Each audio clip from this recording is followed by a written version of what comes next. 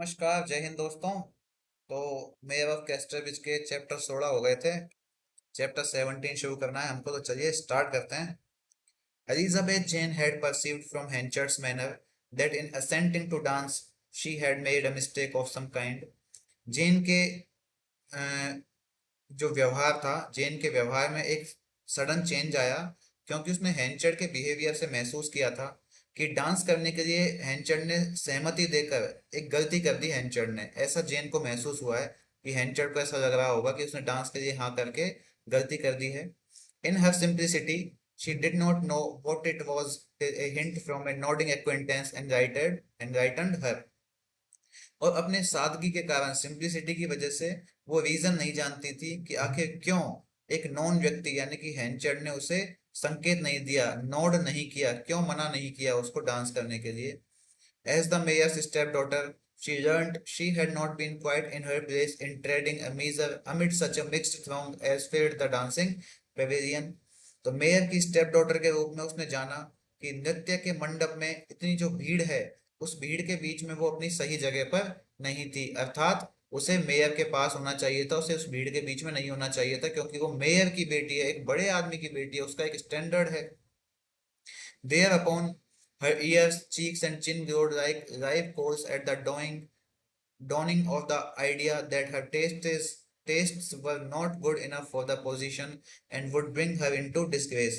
और इसके बाद उसके कान, गाल और थोड़ी अंगारों की तरह चमक उठे जब उसको यह याद आया कि उसका उस पोजीशन में होना, जेन का उस भीड़ भाड़ वाली पोजीशन में होना, ये उसके लिए सही नहीं है और इसकी वजह से उसे बदनामी का सामना करना पड़ सकता है।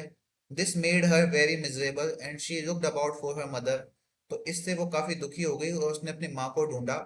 But Mrs Henchard who had less idea of conventionality than Elizabeth herself had gone away, leaving her daughter to return at her own pleasure।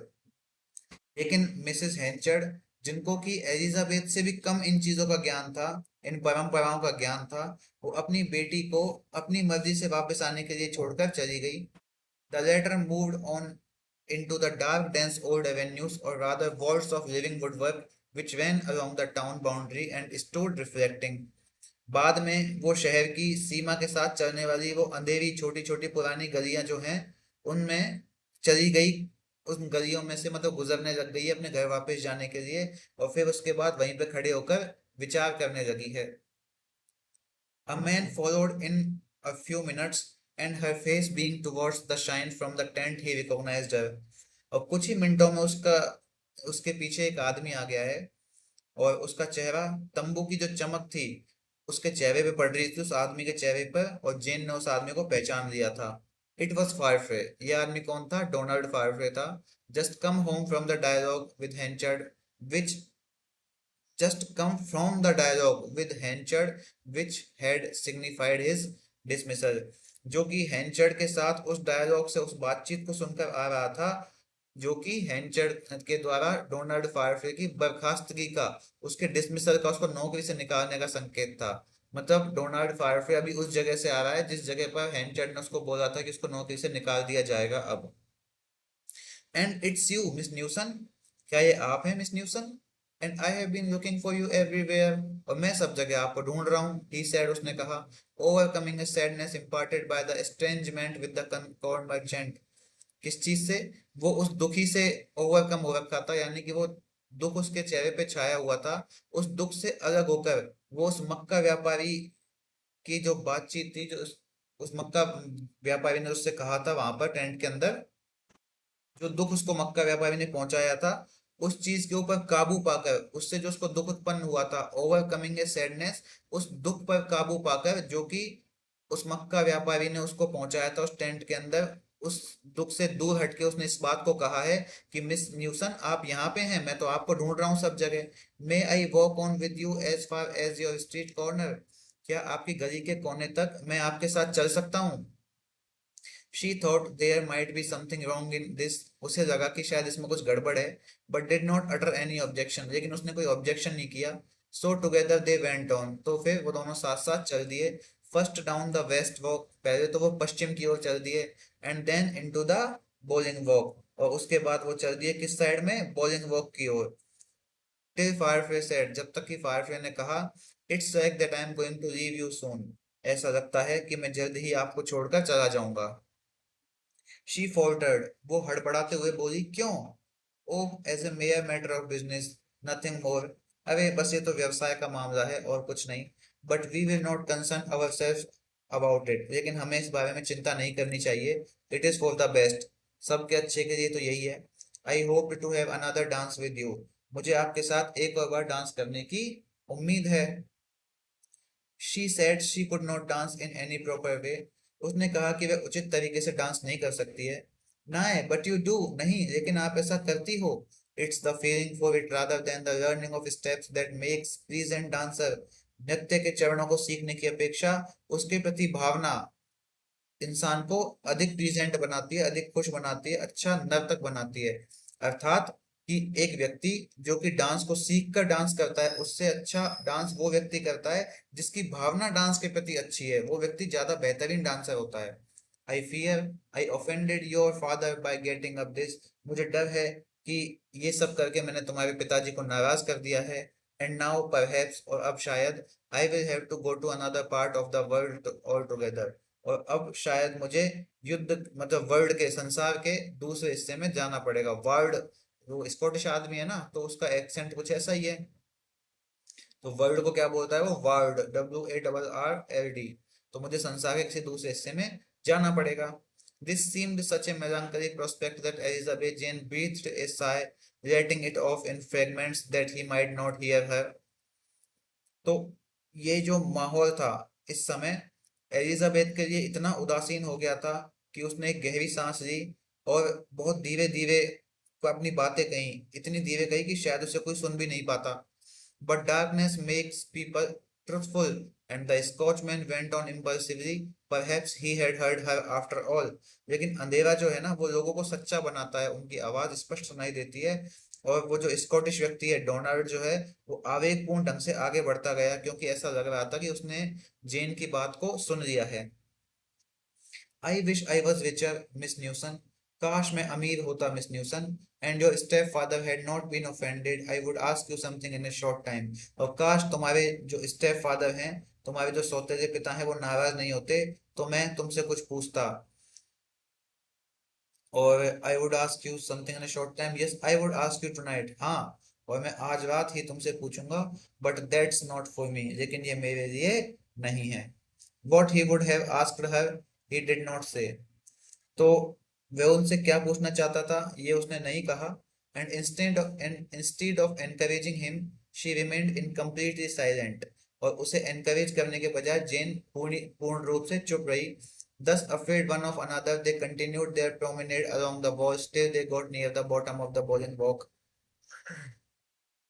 और इन सब चीजों के बाद भी एक दूसरे से वो थोड़ा सा डरते हुए, थोड़ा सा हिचकिचाते हुए उन दीवारों के साथ साथ तब तक टहलते रहे जब तक वो बॉलिंग वॉक के निचले हिस्से के पास नहीं पहुंच गए। 20 steps further and the trees would and, 20 कदम और पेड़ जो हैं वो खत्म हो जाएंगे। And the street corner and lamps appear, और जो गली का किनारा है, जो वहां के लैंप्स हैं, वो सब दिखाई देने लग जाएंगे। In consciousness of this they stopped, और इस बात की चेतना से वो दोनों रुक गए, मतलब अंधेरे में मिलना चाह रहे थे दोनों। I never found out who it was that sent us to Durnover Granary on a fool's errand that day, said Donald in his undulating tones. Did you ever know yourself, Miss Newson? तो मुझे कभी नहीं पता था कि उस दिन हमको उस डरनोवर अन्न भंडार के अंदर ऐसी बेवकूफाना हरकत, फूस एरांड मतलब बेवकूफाना हरकत के काम के लिए किसने भेजा था। मुझे अभी तक नहीं पता चला है कि आखिर हमको किसने डरनोवर ग्रैनरी में बुलाया था, डोनाल्ड ने कहा था काफी लहराती हुई है दबी दबी आवाज में। क्या आपको पता चला है मिस न्यूसन? नेवर सेड शी, नहीं मुझे भी नहीं पता चला, उसने कहा। I wonder why they did it, मुझे आश्चर्य होता है कि उन्होंने ऐसा क्यों किया। फॉर फन परहैप्स, शायद आनंद के लिए, मजे के लिए, मजाक के लिए। Perhaps it was not for fun, it might have been that they thought they would like us to stay waiting there talking to one another, शायद ये मजाक के लिए नहीं था। हो सकता है कि उन्होंने सोचा हो कि हम दोनों वहां पे वेट करते रहें, एक दूसरे से बात करते रहें। I hope you Casterbridge folk will not forget me if I go, मुझे उम्मीद है कि अगर मैं जब यहाँ से चला जाऊंगा तो आप लोग कैस्टरविच के लोग मुझे नहीं भूलेंगे। That I am sure we won't, she said earnestly. मुझे यकीन है हम नहीं भूलेंगे, उसने गंभीरता से कहा। I wish you wouldn't go at all, मैं चाहती हूँ कि तुम बिल्कुल ना जाओ। They had got into the lamp light, और आखिर वो लैम्प की रोशनी में आ गए। Now I will think over that, मैं इस बारे में सोचूंगा, said Donald Farfrae. And I will not come up to your door, और मैं आपके दरवाजे पे नहीं आऊंगा, यानी कि आपके घर पे भी नहीं आऊंगा। But part from you here, लेकिन तुमसे यहीं से विदा लूंगा। मतलब उसको घर तक छोड़ने आया ना वो, तो कहता है घर के दरवाजे तक नहीं आऊंगा, मैं तुमसे यहीं से विदा लूंगा। Rest it make your father more angry still, कहीं ऐसा ना हो कि इससे तुम्हारे पिता और ज्यादा नाराज हो जाएं। They parted, Firefly returning into the dark bowling walk and Elizabeth Jane going up the street. वो अलग हो गए। फायरफ्लाई वापस से बॉलिंग वॉक अंधेरे में चला गया और एलिजाबेथ जेन सड़क पर आ गई। Without any consciousness of what she was doing, she started running with all her might till she reached her father's door. बिना किसी चेतना के, बिना किसी होश के वो क्या कर रही है, वो पूरी ताकत से दौड़ने लगी जब तक कि वो अपने पिताजी के घर के दरवाजे तक नहीं पहुंच गई। Oh dear me, what am I said? What am I at? She thought as she pulled up breathless. हे भगवान, मैं ये क्या कर रही हूँ, उसने सोचा। और ये सब कब सोचा है उसने, जैसे ही वो रुकी है उसकी सांस फूलने लगी है। Indoors, she fell to conjecturing the meaning of Firefly's enigmatic words about not daring to ask her what he fain would. घर के अंदर वो फायरफ्लाई के जो उन कंजंक्चरिंग मीनिंग वाले जो शब्द हैं फारफे के, उन शब्दों को उसने ऐसा क्या महसूस किया अंदर। घर के अंदर जैसे वो पहुंची है तो उसने कंजक्चर करना शुरू किया, यानी कि अनुमान लगाना शुरू किया है। किस बात का? मीनिंग ऑफ फायरफेज एनिग्मेटिक वर्ड, फायरफे के जो रहस्यमय शब्द हैं उनका मीन निकालना शुरू किया कि आखिर ऐसा क्या हो गया जो फायरफे ने ऐसे बोला। About not daring to ask her what he fain would, जबकि वो उससे ये पूछने की हिम्मत नहीं जुटा पा रहा था जेन से कि वो करना क्या चाहता है। Elizabeth, that silent observing woman, Elizabeth वो चुपचाप देखने वाली महिला, had long noted how he was rising in favor among the townspeople, वो ये बात बहुत पहले ही देख चुकी है कि शहर के लोगों के बीच डोनाल्ड किस तरह से लोकप्रिय हो रहा था, कैसे राइजिंग हो रहा था, कैसे उठ रहा था। And knowing Hencher's nature, now she had feared that Farface days as manager were numbered, और अब हैंचर्ड के स्वभाव को जानते हुए उसे इस बात का डर था जेन को कि शायद मैनेजर के रूप में डोनाल्ड के दिन गिने चुने रह गए हैं। नंबर मतलब गिने चुने, जिनको काउंट किया जा सकता है। So that the announcement gave her little surprise, इस वजह से इस घोषणा से उसे कोई आश्चर्य नहीं हुआ था, मतलब उसको पता चल गया है कि भाई इस तरह का मामला हुआ है। एंचर ने उसको ऐसा बोल दिया कि भाई चले जाओ, काम से निकाल दिया है। Would Mr Farfrae stay in Casterbridge despite his words and her father's dismissal, तो वो सोच रही है कि क्या मिस्टर फारफे अपने शब्द और अपने पिताजी की, यानी कि जेन के पिताजी की बर्खास्तगी के बावजूद कैस्टरविच में रहेंगे। His occult breathings to her might be solvable by his course in that respect, तो इन सब चीजों के लिए जो उसके अंदर रहस्यमयी सांसें थी, ओकल्ट ब्रीथिंग मतलब रहस्यमयी सांसें उसके अंदर उमड़ रही थी, उसके अंदर जोर जोर से फूल रही थी। अल्टीमेटली इन विचारों से उसकी सांसें तेज हो रही थी, और साथ ही साथ उसे ऐसा लग रहा था कि इन सब चीजों के बारे में ज्यादा अधिक जानने से ही, उनके रिस्पेक्ट में ज्यादा अधिक जानने से ही वो चीजें सॉल्व हो सकती हैं।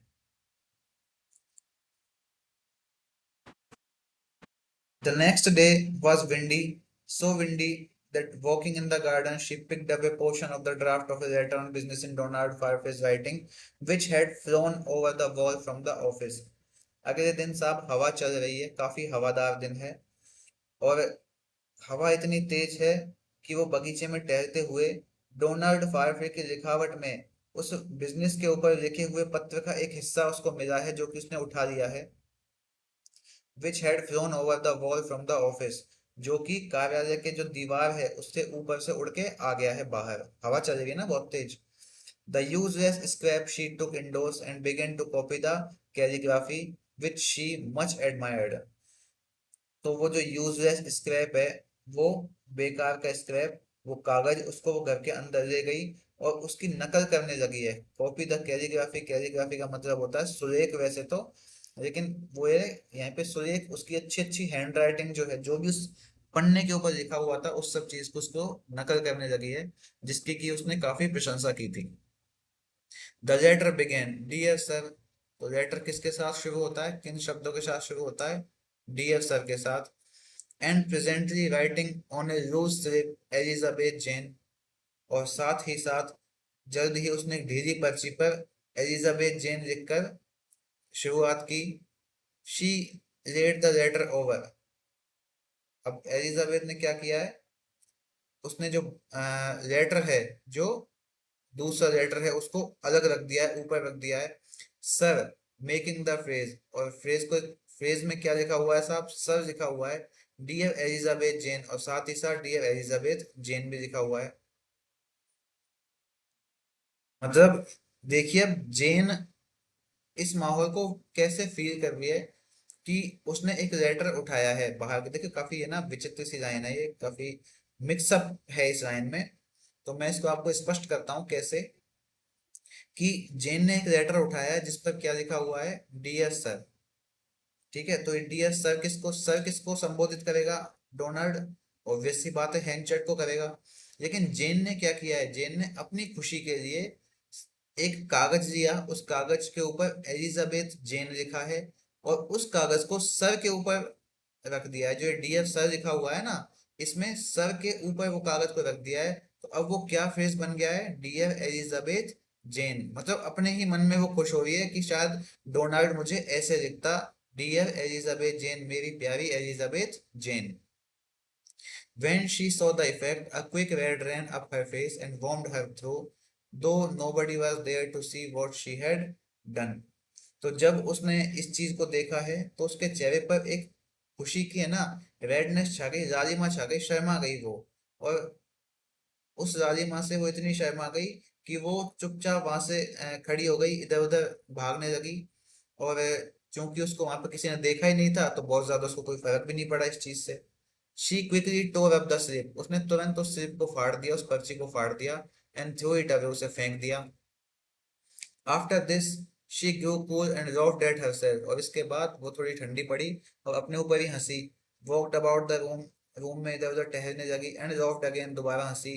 Not joyful but distressful rather, लेकिन इस बार खुशी से नहीं बल्कि डिस्ट्रेसफुल तरीके से, यानी कि परेशानी से। It was quickly known to Casterbis that Farfrey and Henchard had decided to dispense with each other. अब ये जो बात थी कि फारफे और हैंचर्ड ने एक दूसरे से अलग रहने का फैसला कर लिया है, ये तुरंत ही कैस्टरविच में फैल गई। Elizabeth Jane's anxiety to know if Farfre were going away from the town reached a pitch that disturbed her, for she could not longer conceal from herself the cause. Elizabeth को ये जानने की उत्सुकता बहुत बढ़ गई थी कि क्या फायरफे शहर छोड़कर जा रहा है। और वो उत्सुकता इस हद तक पहुंच गई थी कि इस चीज को सोचकर वो बहुत ज्यादा परेशान हो गई थी, क्योंकि अब वो खुद से वो रीजन नहीं छिपा सकती थी। कौन सा रीजन, रीजन ये है कि जेन डोनाल्ड से प्यार करने लगी है। उस रीजन को वो अब खुद से छिपा नहीं पा रही है, इस वजह से वो बहुत ज्यादा परेशान होने लग गई है। At length, the news reached her that he was not going to leave the place. और आखिर थोड़े ही समय में ये खबर जेन के पास पहुंच गई है कि डोनाल्ड इस जगह को छोड़कर नहीं जा रहा है। A man following the same trade as Henchard, but on a very small scale. एक आदमी, कौन आदमी, डोनाल्ड, वो भी उसी व्यापार को करने वाला है जो कि हैंचर्ड करता है, लेकिन एक छोटे पैमाने पर। And sold his business to Farfrae, और उसने अपना बिजनेस जो है वो फारफे को बेच दिया है। एक दूसरा व्यक्ति है जो कि बहुत छोटे पैमाने पे काम करता था इसी चीज का, उसने अपना बिजनेस फारफे को बेच दिया है। Who was forthwith about to start a corn and hay merchant on his own account, जो कि तुरंत ही अपने दम पर अनाज का, मक्का का और घास का व्यापारी बनने वाला था।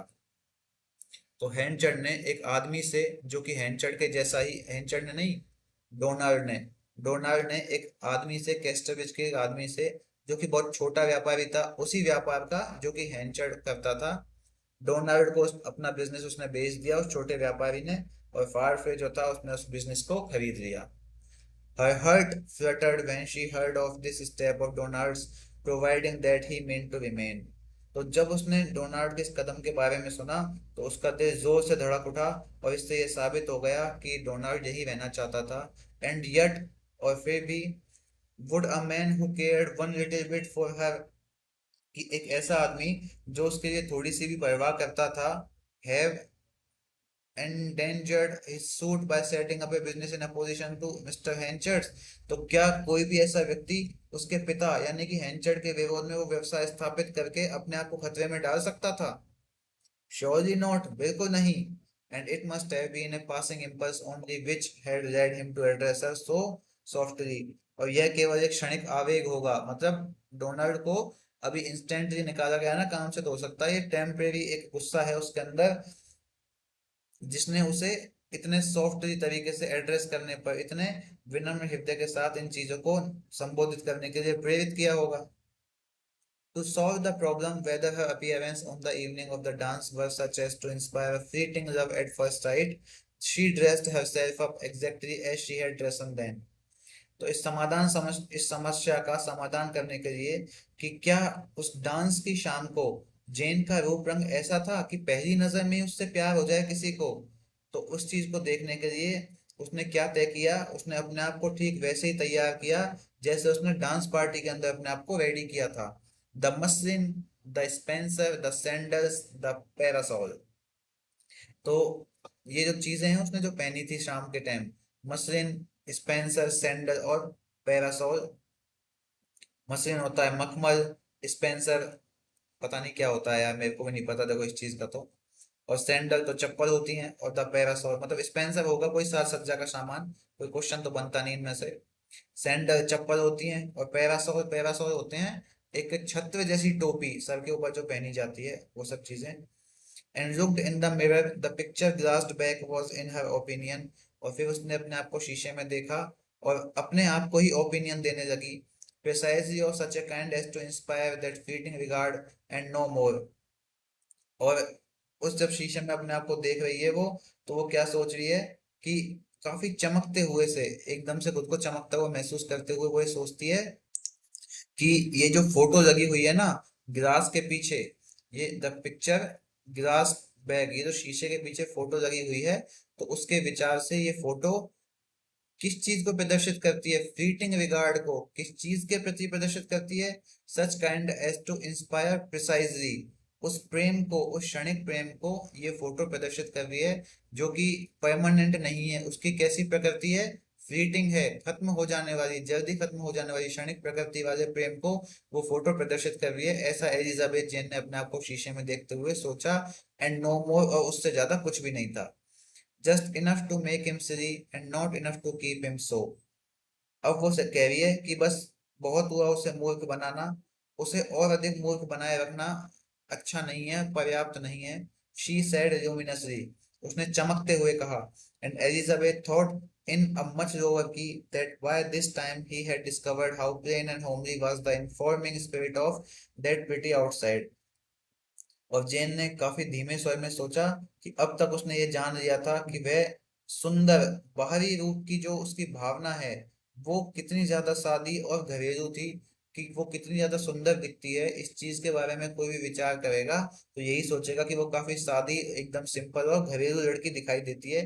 सुंदरता जो है वो सिंप्लिसिटी के साथ ही ज्यादा बेहतर लगती है ना, तो उसी चीज के बारे में सोच रही हो।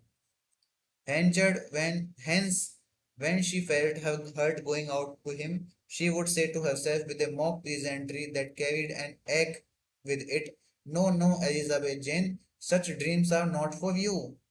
इसलिए जब जेन को लगता कि उसका दिल डोनाल्ड के लिए दुखी हो रहा है, तो वो अपने आप से एक मॉक प्लीजेंट्री, नकली खुशी वाले ढंग से कहती, अपने आप से ही कहती, जिसमें दर्द भी था।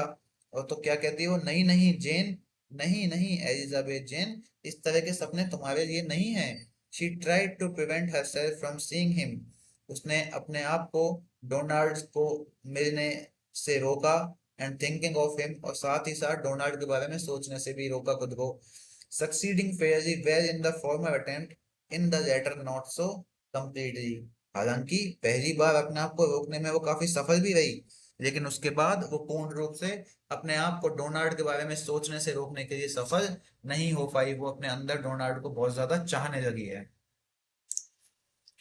Henchard, who had been hurt at finding that Firefly did not mean to put up with his temper any longer, was incensed beyond measure when he learned what the young man had done as an alternative. तो हैंचर्ड, जो कि यह देखकर काफी दुखी था कि जो डोनाल्ड है अब उसके गुस्से को बर्दाश्त नहीं करना चाहता था, और साथ ही साथ जब उसको ये पता चला कि उस युवक ने उसको नौकरी से निकाले जाने के विकल्प के रूप में क्या किया है, मतलब सेम बिजनेस खोल लिया है, तो हैंचर्ड और भी ज्यादा, हद से ज्यादा गुस्सा हो गया, हद से ज्यादा क्रोधित हो गया। It was in the town hall after a council meeting that the first became aware of Firefly's coup for establishing himself independently in the town. Council meeting के बाद टाउन हॉल में उसे पहली बार फायरफ्ले के शहर में खुद को स्वतंत्र रूप से स्थापित करने के लिए पहली बार ऐसा हुआ था जब हैंचर्ड को इस तरह की चीज का, इस तरह के एक तख्ता पलट का पता चला था। ऐसे जो अभी हुआ है फायरफ्ले स्कूप, मतलब फायरफ्ले का तख्ता पलट, वो किस किस चीज के लिए, एस्टेब्लिशिंग हिमसेल्फ, अपने आप को स्थापित करने के लिए स्वतंत्र रूप से उस टाउन के अंदर। काउंसिल मीटिंग में पता चली है डोनाल्ड को ये बात कि साहब डोनाल्ड फायरफ्ले ने, हेंचर्ड को ये बात काउंसिल मीटिंग में पता चली है कि डोनाल्ड ने एक सेम बिजनेस खोल लिया है जो कि जैसा कि हेंचर्ड का खुद का है, और इस वजह से वो और ज्यादा गुस्सा हो गया। And his voice might have been heard as far as the town pump expressing his feelings to his fellow councilmen। और ऑब्वियस सी बात है, उसकी आवाज इतनी तेज हो गई कि उसकी आवाज को शहर का जो पंप है, काउंसिल पंप, काउंसिल का जो पंप है शहर का, वहां तक भी उसकी आवाज को सुनी जा सकती थी। इतनी ज्यादा, इतनी जबरदस्त तरीके से उसने, इतना तेज आवाज में उसने बोलना शुरू किया था। और ये सब किन के सामने था? ये सब उन काउंसिलमैन के सामने था जहां पे उसने अपनी भावनाओं को एक्सप्रेस किया था, प्रदर्शित किया था। These tones showed that though under a long reign of self-control he had become mayor and church warden and what not, there was still the same unruly volcanic stuff beneath the wind of Michael Henchard as when he had sold his wife at Widan Fair। तो इन रेजों से पता चलता था कि हालांकि बड़े लंबे समय तक हेंचर्ड ने अपने ऊपर आत्मनियंत्रण किया है, सेल्फ कंट्रोल किया है, और इसी वजह से वो मेयर और चर्च वार्डन और जाने क्या क्या नहीं बन गया, लेकिन फिर भी इस बात का एहसास तो यहाँ पे होता है कि माइकल हेंचार्ड जो है उसकी स्किन के नीचे अभी भी वही अनियंत्रित गुस्सा था, अनियंत्रित ज्वालामुखी था, जो कि तब था जब उसने वेडन फेयर में अपनी पत्नी को बेच दिया था। Volcanic stuff beneath the wind of Michael, wind का मतलब है स्किन, तो वो उसकी स्किन के अंदर वो ज्वालामुखी से भरा हुआ स्टफ था, गुस्सा मतलब। Well, he is a friend of mine and I am a friend of his. Of, or if we are not, what are we? Or sent, if I have not been his friend, who has, I should like to know। ठीक है, वो मेरा दोस्त है और मैं उसका दोस्त हुआ नहीं, दोस्त हूँ या नहीं, तो हम क्या हैं? वे, वो मेरा दोस्त है, मैं उसका दोस्त हूँ। और अगर किसी को ऐसा लगता है कि नहीं, ऐसा नहीं है, तो फिर हम क्या हैं? आखिर हम हैं क्या? और कौन है ऐसा व्यक्ति, I have not been his friend, जो ये कह सके कि मैं उसका मित्र नहीं था? आखिर कौन है, मैं ये जानना चाहता हूँ। Didn't he come here without a sound shoe to his boot, क्या वो व्यक्ति बिना जूतों के यहाँ नहीं आया था? यानी कि वो व्यक्ति यहाँ जब आया था तो उसके जूतों की आवाज भी नहीं हो रही थी। तो वो पूछा उन लोगों से कि क्या वो व्यक्ति बिना जूतों की आवाज के, मतलब सेंस क्या है कि बिना जूतों के यहाँ नहीं आया था। Didn't I keep him here, help him to living, क्या मैंने उसे अपने पास नहीं रखा था, जीवन जीने में उसकी मदद नहीं की थी? Didn't I help him to money, क्या मैंने उसको पैसे देकर मदद नहीं की थी? और वॉट एवर ही वांटेड, या फिर हर वो चीज जो वो चाहता था। I stuck out for no terms, मैंने उसके सामने कोई शर्त नहीं रखी। I said name your own price, मैंने कहा था कि अपनी कीमत खुद बताओ। भाई इसका स्वार्थ था, पर अब तो महान बनना है ना इसको। I would have shared my last crust with that young fellow at one time। I liked him so well। मैं उस व्यक्ति को इतना पसंद करता था एक समय पर कि यहाँ तक कि मैंने अपने भोजन का आखिरी टुकड़ा तक उस इंसान के साथ साझा किया था।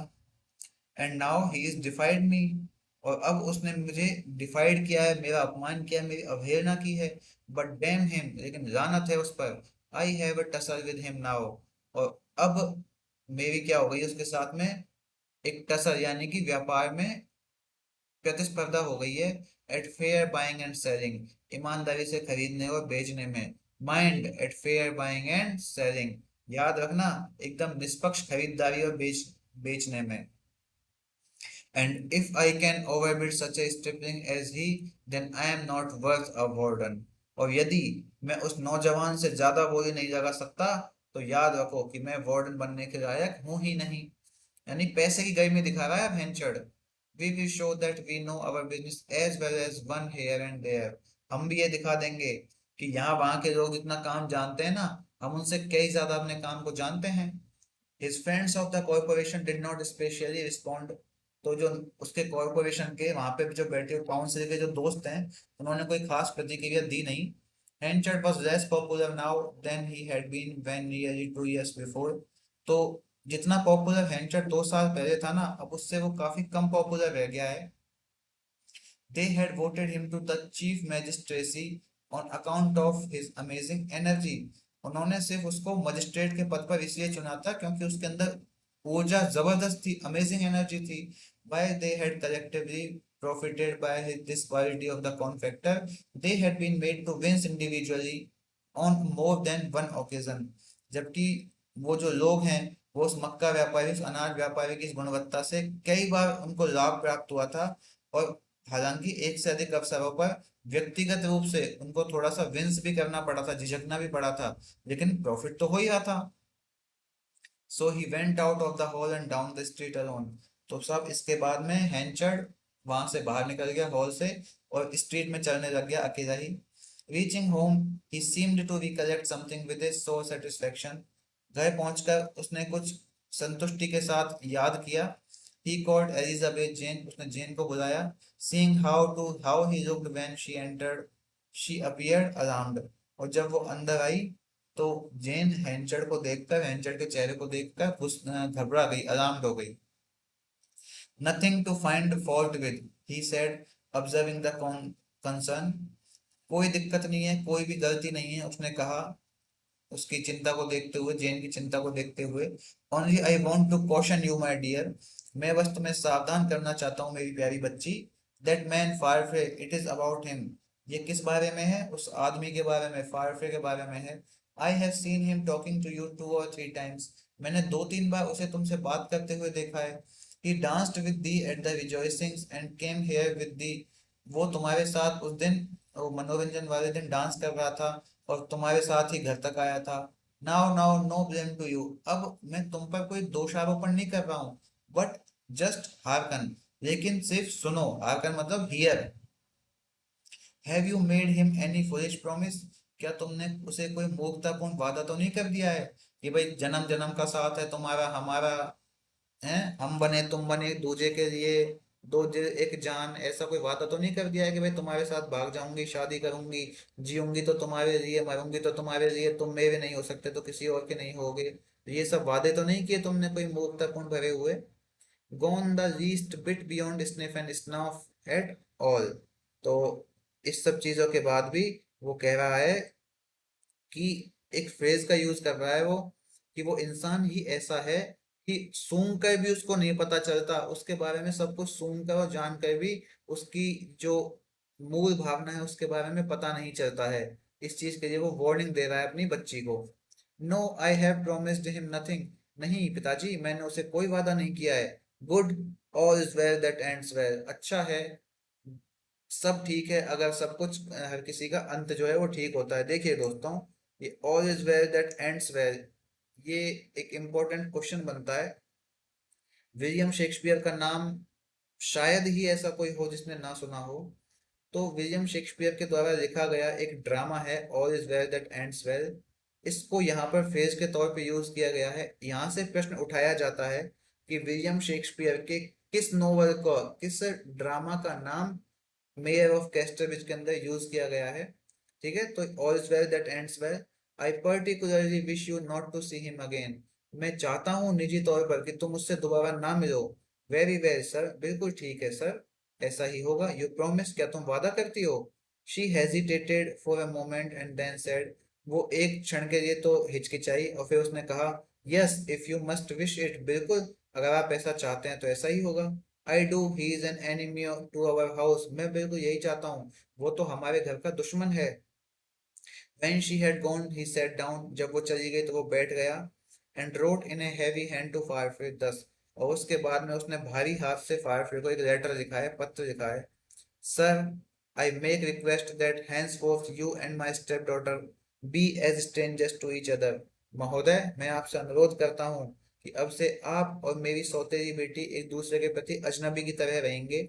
She, on her part, has promised to welcome no more address from you, and I trust therefore you will not attempt to force them upon her.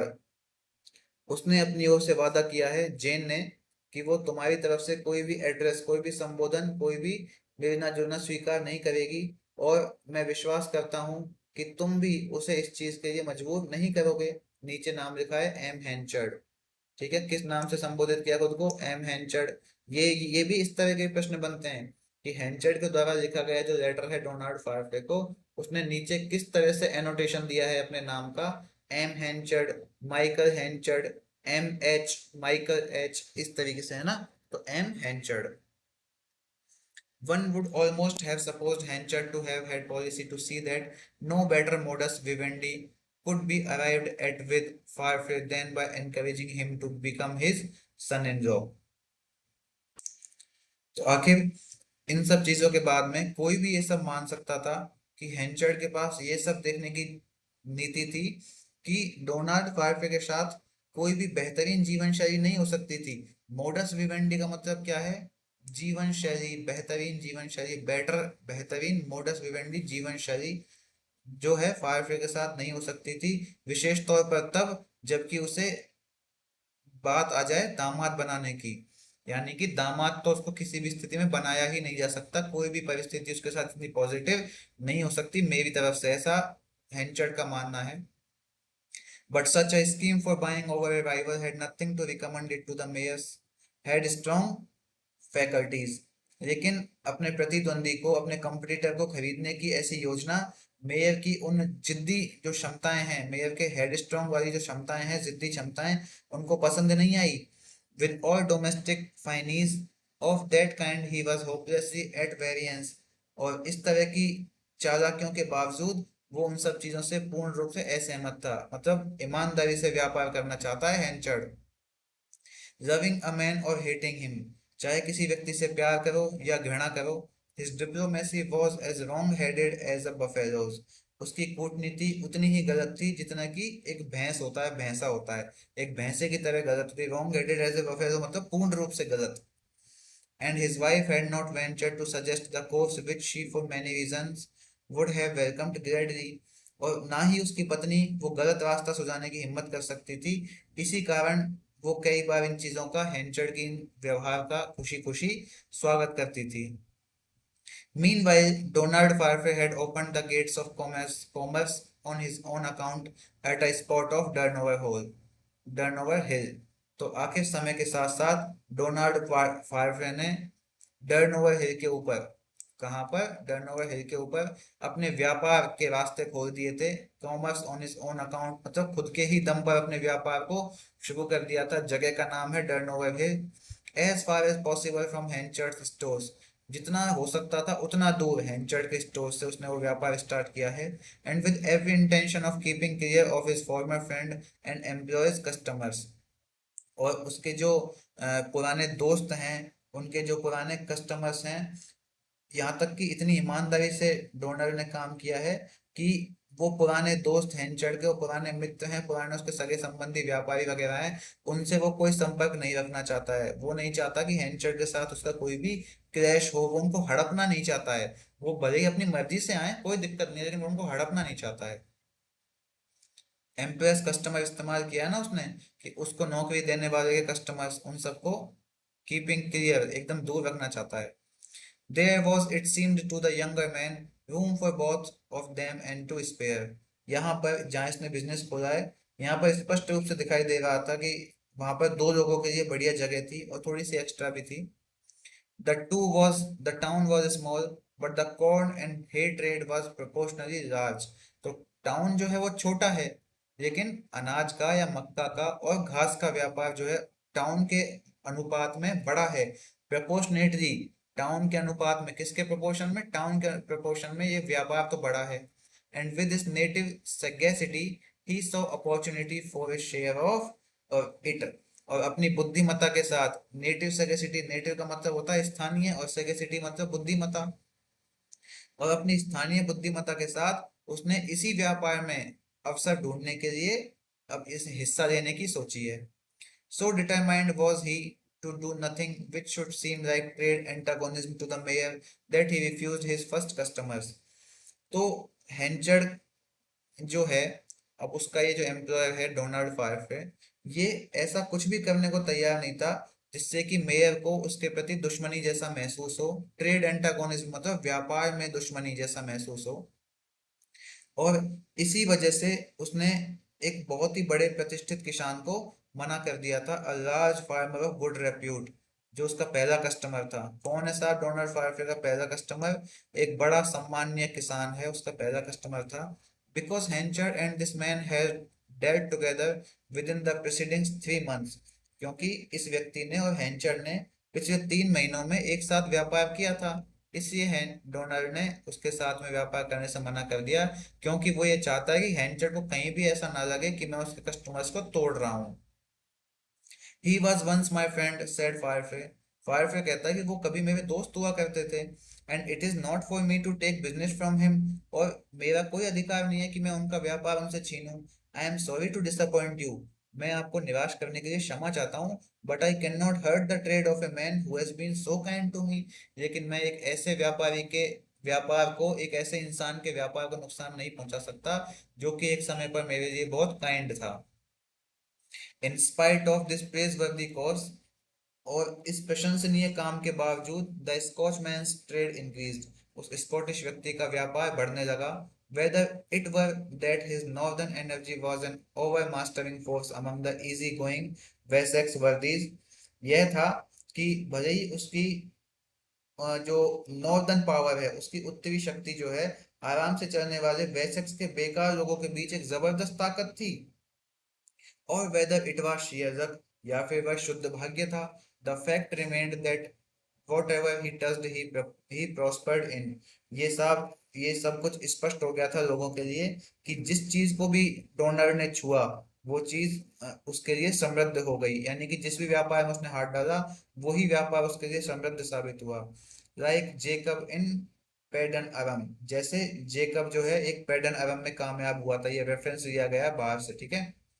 He would no sooner humbly limit himself वो to the ring-streaked and spotted exceptions of trade than the ring-streaked and spotted would multiply and prevail। अर्थात जल्दी ही उसने इस बात को decide कर लिया था कि वो अपने आप को उस रिंग स्ट्रेक्ड एंड स्पॉटेड एरिया जो है, रिंग स्ट्रेक्ड किसको बोलते हैं? एक गोल घिरा हुआ क्षेत्र। यहाँ पे वो अपने व्यापार को इलेबोरेट कर रहा है कि वो अपने जो व्यापार है उसको एक निश्चित क्षेत्र के अंदर सीमित करके नहीं रखेगा ना, और साथ साथ ही साथ वो एक्सेप्शन दे रहा है। भले ही कोई अपवाद हो जाए कि भाई उसको ऐसा करना पड़ जाए, लेकिन फिर भी वो हर तरीके से अपने व्यापार को मल्टीप्लाई करेगा, यानी कि कई गुना बढ़ाएगा, और साथ ही साथ प्रिवेल होगा, अपने व्यापार में प्रबल भी होगा और कामयाब भी होगा। But most probably luck had little to do with it, लेकिन शायद किस्मत का इससे कोई लेना देना नहीं था। कैरेक्टर इज फेट सेड नोवालिस, नोवालिस ने कहा था कि चरित्र ही भाग्य है। किसने कहा है साहब ये बात? नोवालिस ने कही है, किसी की जो लोकोक्ति है, किसी बड़े व्यक्ति के द्वारा दिया गया सेंटेंस इस्तेमाल किया गया है कि चरित्र ही भाग्य है। And Farfrae's character was just the reverse of Henchard's, और फायरफिश का चरित्र जो है वो हैंचर्ड के चरित्र के बिल्कुल उल्टा है। who might not inaptly be described as Faust has been described, जिसे शायद अनुपयुक्त रूप से वर्णित, एक्सप्लेनेशन नहीं की जा सकती है, as a vehement, gloomy being who had quitted the ways of vulgar men without right to guide him on a better way। जिसने बिना किसी रीजन के, बिना किसी बात को स्पष्ट किए हुए अशिष्ट लोगों के तरीके से छोड़ दिया था, और साथ ही साथ उसको बेहतर तरीके से मार्गदर्शन भी नहीं किया था। हेंचर्ड के लिए कह रहा है ये कि हेंचर्ड ने इस व्यक्ति को बीच भंवर में छोड़ दिया, एकदम से निकाल दिया, ना ही इसको कोई मार्गदर्शन दिया। ठीक है, तो इस सब चीज को बता रहा है वो हेंचर्ड को, एक बेकार व्यक्ति के रूप में, एक अच्छे व्यक्ति के रूप में स्पष्ट नहीं कर रहा है, एक घटिया आदमी बता रहा है वो। Firefly duly received the request to discontinue attention to Elizabeth Jane। तो साफ समय के साथ साथ जो लेटर उसको मिला था हेंचर्ड का, उसने उस लेटर के अनुरूप एलिजाबेथ जेन पे ध्यान देना बंद कर दिया था। His acts of that kind had been so slight that the request was almost superfluous। उसके इस तरह के काम इतने मामूली थे कि ऐसा लग रहा था मानो ये जो उससे अनुरोध किया गया है ये लगभग अनावश्यक था। सुपरफ्लुअस मतलब अनावश्यक। Yet he had felt a considerable interest in her। फिर भी आखिर उसमें उसकी दिलचस्पी तो थी ही जेन के प्रति। डोनाल्ड की दिलचस्पी तो थी ही भाई, प्यार तो करता ही था, ये भी पसंद तो करता ही था उसको। And after some cogitation decided that it would be as well to enact no Romeo part just then. और आखिर कुछ विचार विमर्श के बाद में, सम कोगिटेशन यानी कि खुद के साथ विचार विमर्श के साथ में, उसने फैसला किया कि अब वो उस युवा लड़की की खातिर कोई रोमियो नहीं बनेगा, वो कोई रोमियो की भूमिका नहीं निभाएगा उस एक लड़की के खातिर। For the girl's sake no less than his own. जो कि उस लड़की के लिए ही है, ना कि उससे खुद के लिए। उस लड़की के लिए ही अच्छा होगा ऐसा करना, अगर मैं उसके प्रति कोई रोमियो ना बनूं तो, बजाय मेरे खुद के। The incipient attachment was stifled down. और इस तरह से वो शुरुआती जो लगाव है, इंसिपिएंट अटैचमेंट मतलब वो शुरुआती लगाव, उसको स्टिफर डाउन कर दिया गया, दबा दिया गया। A time came avoid collision with his former friend as he might, Firefly was compelled in sheer self-defense to close with Henchard in mortal commercial combat। एक समय ऐसा आया जब अपने पुराने मित्र हेंचर्ड से टकराव से बचने के लिए फायरफ्रे को आत्मरक्षा के लिए हेंचर्ड के साथ एक जबरदस्त व्यापारिक युद्ध में शामिल होने के लिए बाध्य होना पड़ा। मतलब एक ट्रेड वॉर होने वाली है इन दोनों के बीच में, और वो हेंचर्ड से कोई भी कोलिजन नहीं चाहता है, कोई भी प्रतिस्पर्धा नहीं चाहता है, इसलिए उसे उस ट्रेड वॉर में शामिल होना पड़ा है। ही कुड नो लॉन्गर, देखिए सुनने में कितना अजीब लगता है ना कि उसको ट्रेड वॉर में शामिल होना पड़ा है क्योंकि वो उसके साथ प्रतिस्पर्धा नहीं चाहता है ना। पर अब देखिए इसको इस सेंस में यहाँ पर कहा गया है कि ट्रेड वॉर में शामिल होगा तो ईमानदारी से एक प्रतिस्पर्धा होगी। इसमें क्या है, सब कुछ दुनिया के सामने स्पष्ट होगा, अंदर गुप्त चुप्त में कोई भी चीज नहीं होगी, ना ही कोई बेईमानी हो सकती है। तो ईमानदारी को शो करने के लिए ही हेंचर्ड ने और डोनाल्ड फार्फे ने ऐसा निर्णय लिया है। He could no longer parry the fierce attacks of the latter by simple avoidance।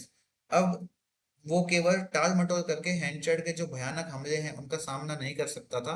As soon as their war of prices began, everybody was interested। और जैसे ही उनके कीमतों का, उनके पैसों की लड़ाई शुरू हुई, हर कोई उसमें इंटरेस्टेड हो गया। And some few guessed the end, और कुछ ही लोगों को अंत का अनुमान लग गया था।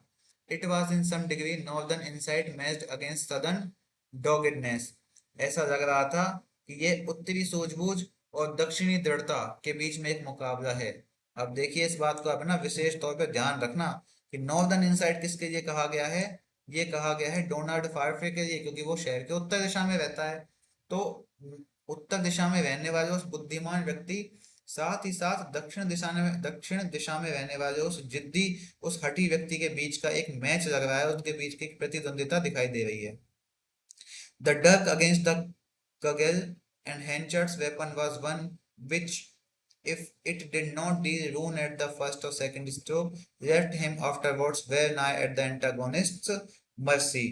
तो ऐसा लग रहा था शुरुआत में कि डंडे के खिलाफ तलवार का यूज हो रहा है, लेकिन हेंचर्ड के पास में एक ऐसा हथियार था जो पहले या दूसरे वॉर में, जो दूसरे वार में, दूसरे स्ट्रोक में अपने आप को बर्बाद नहीं करता था, वो तो अपने प्रतिद्वंदी पे दया दिखाकर उस चीज को छोड़ देता था।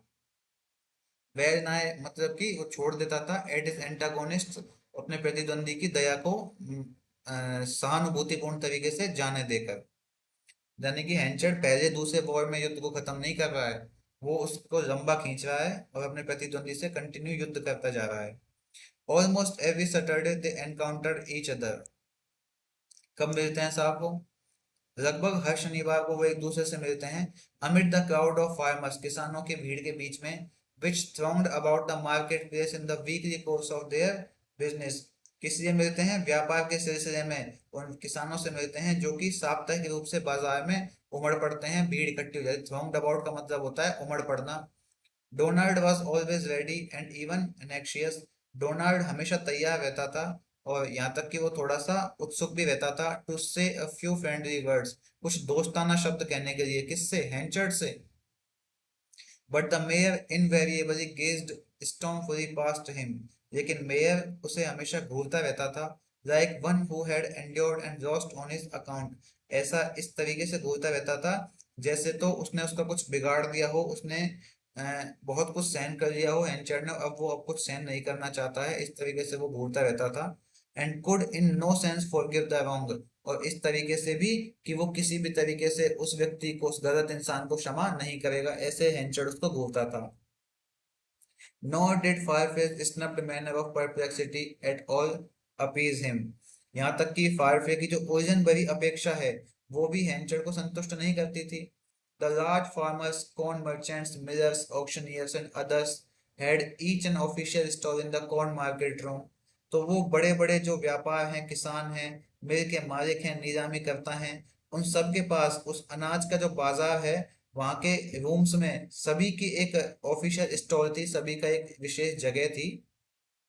With their names painted thereon, जिन पर उनके नाम लिखे हुए थे। And went to the familiar series of Henchard, Everdene, Shiner, Darton and so on. और वो फैमिलियर नाम थे किसके लिए? फायरफे के लिए, क्योंकि वो व्यापार करने पहले वही तो आता था। क्या क्या नाम लिखे हुए थे साहब इन पे? हैंचर्ड, एवर्डीन, शिनर, डार्टन, ये सब लिखे हुए थे। एंड सो ऑन, और भी आगे लिखे हुए थे। वॉज एडेड वन इंस्क्राइब्ड, और अब साथ ही साथ उनके साथ एक नाम और जुड़ गया है, वो है किसका? फारफे का। इन स्टेरिंग न्यू लेटर्स, जो कि नए नए शब्दों में लिखा गया है, अभी नए नए शब्दों में दिख रहा है। हैंचर्ड वॉज स्टंग इनटू बिटरनेस, और ये सब देखकर हैंचर्ड को बहुत ही बुरा, बहुत ही कड़वाहट का एहसास हुआ।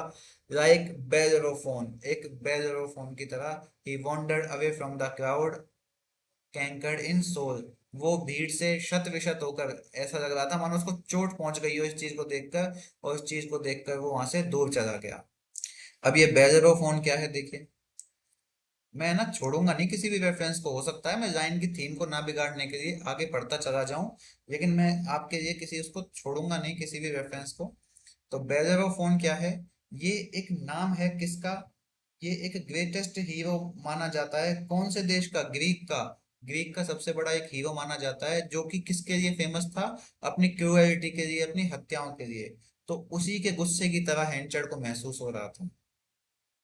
From that day Donald Farfrae's name was seldom mentioned in Henchard's house. और उस दिन से डोनाल्ड फारफे का नाम घर में शायद ही लिया जाता था। If at breakfast or dinner, Elizabeth Jane's mother inadvertently alluded to her favorite moments। अगर नाश्ते या रात के खाने के टाइम जेन की जो माँ है गलती से अनजाने में ऐसा कुछ कर देती थी जिससे हैंचर्ड के सामने फायरफे का जिक्र भी आ जाए। The girl would implore her by a look to be silent. तो वो जो लड़की है जेन जो है, वो अपनी माँ को एक नजर से इशारा करती कि वो चुप हो जाएं।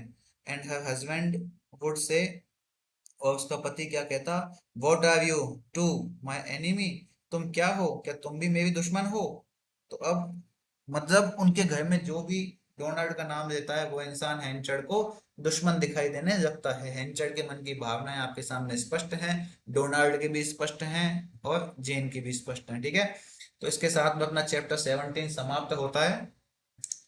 देखिए दोस्तों, चैप्टर खत्म तो हो गया है। अगर आपको वीडियो पसंद आती है तो आप लाइक करें और आप कमेंट दे सकते हैं। मैं नहीं कहता कि आप पॉजिटिव कमेंट दें या नेगेटिव कमेंट दें, लेकिन कुछ तो कीजिए। कोई रिस्पॉन्स आप देंगे तो ही हमको समझ आएगा कि आगे और किस तरीके से बेहतर किया जा सकता है। देखिए यूं तो मैं पढ़ा रहा हूँ मेरे हिसाब से, और किसी भी कोचिंग में इसको पढ़ाता नहीं है कोई भी, क्योंकि लंबा इतना है, कोई फालतू की फफूंद नहीं पालना चाहता है। सबको अपना बस पैसा कमाना है, टाइम पास करके निकल जाना है। मेरा उद्देश्य वो नहीं है। मेरा उद्देश्य है मैं एक अच्छा कंटेंट उपलब्ध कराऊं सभी को, और कम से कम लोग मुझे याद रखें इस चीज के लिए कि हाँ, एक टीचर ऐसे भी हैं जिन्होंने उस नोवेल को पढ़ाया है जिसको किसी ने टच भी नहीं किया है। मैं आपके सामने सारे रेफरेंस को कवर कर रहा हूँ। हो सकता है अगर मैं उन रेफरेंसेस को ना पढ़ाऊँ आपको, तो आपको वो चीज पता भी ना चले। अब ये बेरड्रो फोन है, मैं इसको ऐसे बोल कर निकल जाता तो आपको नहीं पता चलता इस चीज का, ना ही आप इतनी मेहनत करते कि उसको ढूंढें। लेकिन फिर भी मेरी कोशिश पूरी यही है कि एक भी चीज आपकी छूटे नहीं। मैं चाहता हूं कि RPSC first grade English lecture के एग्जाम में 6 प्रश्न में से 6 आपके सही हों इस नोवेल से बनने वाले।